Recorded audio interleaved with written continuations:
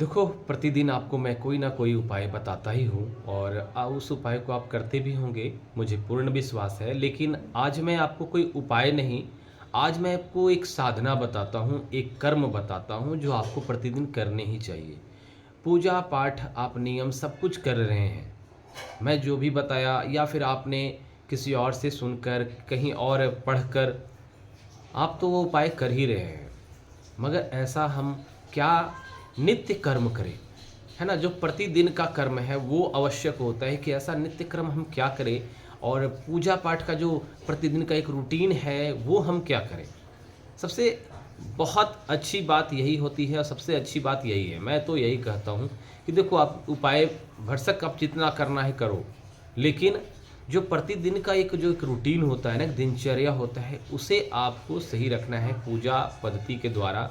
पूजा नियमावली जो है वो कैसे करते हैं, किस देवता के लिए आप कर रहे हैं, वो सब कुछ बहुत मायने रखता है। जैसे आज का टॉपिक है हनुमान जी की। मैं हनुमान जी भक्त हूँ, मैं हनुमान भक्त हूँ, तो मैं आपको ज़्यादातर तो जो भी सटीक जानकारी होगा वो हनुमान जी के ही बारे में अवश्य दे पाऊँगा। और भी जो कुछ आप प्रश्न करेंगे तो मैं उसे शास्त्र के हिसाब से पढ़कर या कहीं से जानकारी इकट्ठा करके ही बताता हूँ या बताने का प्रयास करूँगा।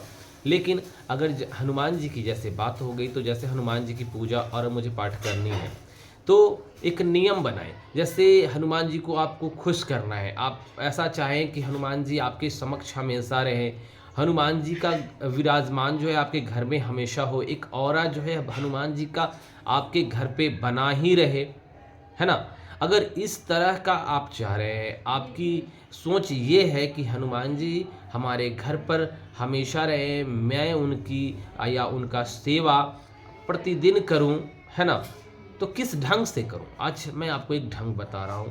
और हनुमान जी को खुश करना बहुत ही आसान तरीका है, तो आप ये 2 तरीके आज़मा लें या 2 तरीके अपने नियमावली में, पूजा की पद्धति में इसे शामिल कर लें।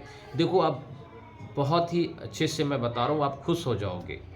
आपकी सारा कार्य जो है, जो भी कष्ट चल रही है, सब दूर भी हो जाएगी। वो आप सच्चे वाले भक्त हो जाओगे हनुमान जी का। कैसे?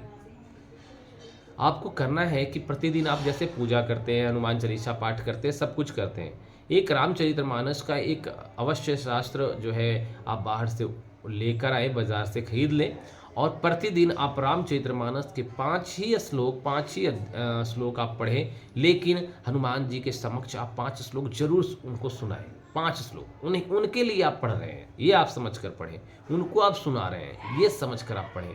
तो ये 5 श्लोक प्रतिदिन उनको सुनाएँ।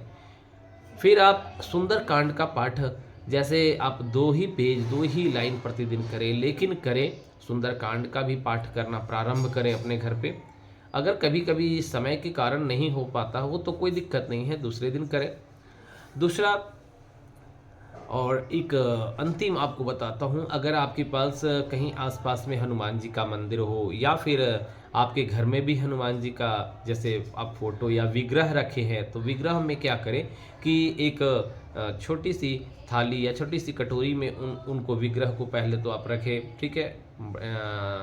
पीतल वाली या तांबे की जो शुद्ध हो उसमें रखें और सिंदूर, है ना? सिंदूर और चंदन, सब कुछ उसमें एक पानी, छोटी सी पानी के पात्र में एक छोटा सा कप रखे, उसमें मिला दे और मिलाकर जब आप हनुमान चालीसा पाठ या सुंदरकांड, रामचरितमानस, जितना है पाठ जो पूजा वो आपने कर लिया, करने के बाद उस पात्र को जो मिलाकर रखे हुए ना, उस पात्र को उनके चरणों में समर्पित कर दे। उनके थोड़े थोड़े बहुत जो दोनों चरण में समर्पित करें, उसी पानी से मतलब उनके चरण को आप धोएं, प्रतिदिन धोएं, हाथ लगाएं, हाथ लगाकर धोएं। देखो, किस्मत बदल जाएगी। सच बता रहा हूँ, किस्मत बदल जाएगी। आप प्रयास तो करो। सीताराम, सीताराम, सीताराम।